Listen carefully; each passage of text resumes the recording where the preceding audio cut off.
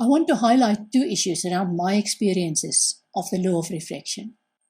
The first is that you can't put your baggage behind you when you ignore the law of reflection. If you try and ignore this law, you'll discover that you repeat the same unpleasant or destructive experiences until you choose to reflect on these experiences. Once you've grasped the wisdom from each one of these experiences, you'll discover gratitude towards your teachers in each experience. Then you can move on without any baggage, knowing that you won't repeat the experience because there won't be a need to do it. The second important point that I want to raise is this. People who are new to this spiritual path often grasp on words or phrases and take them out of context to justify themselves. One of these phrases is, if you find fault with me, it in fact has nothing to do with me. It has everything to do with you, because you are just projecting your faults on me.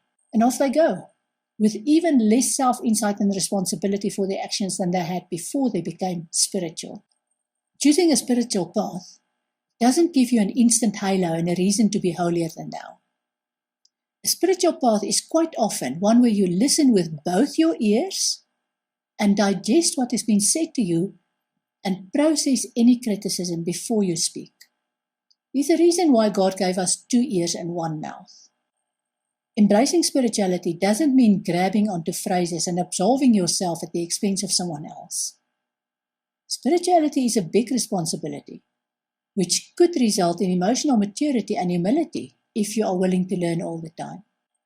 The next law is the law of attachment, and I want to start with a question for you. Which of your earthly possessions can you not live without? Here's a secret that will save you a lot of heartache.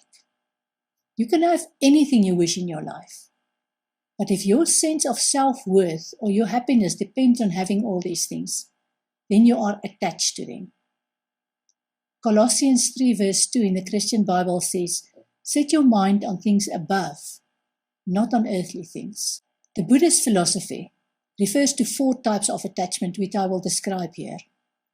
While taking this in, ask yourself, which of these are so important to you that you cannot get by without it?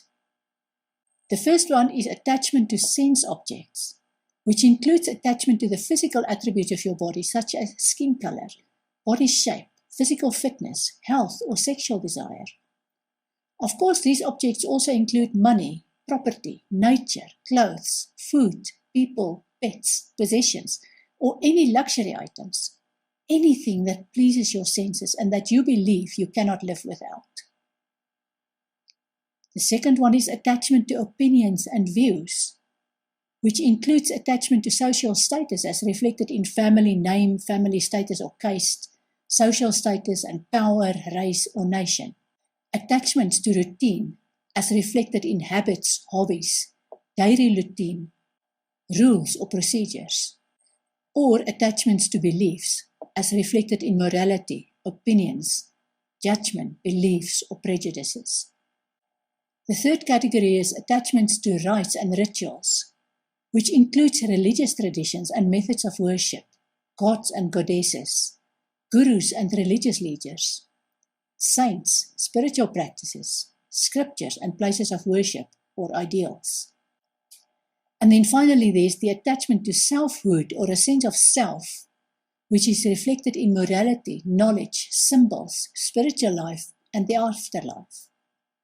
Now, here's a question for you. Have you identified any attachments that you were not aware of? You may ask what all of these have got to do with religion and specifically with spirituality.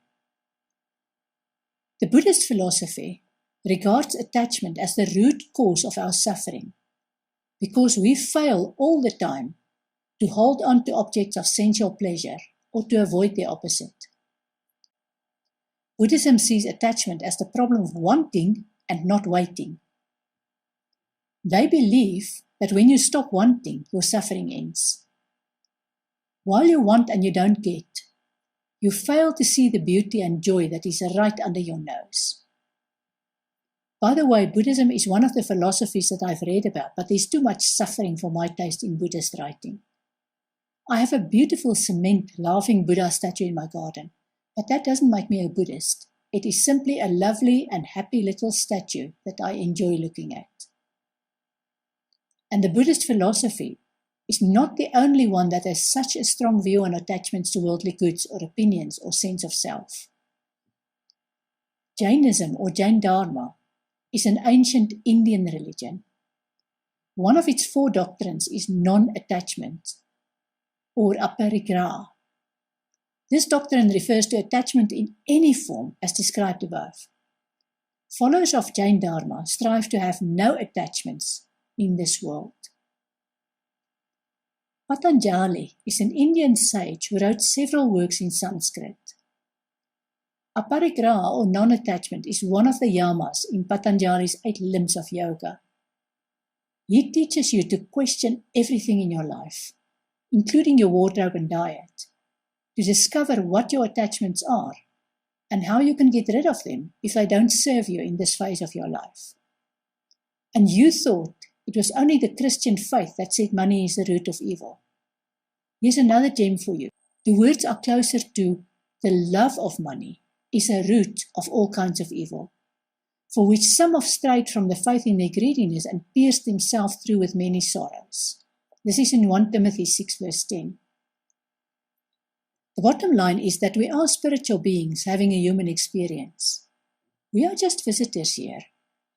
That doesn't mean that it's wrong to want to have a nice car and a comfortable house and occasional holidays. Of course you can have them.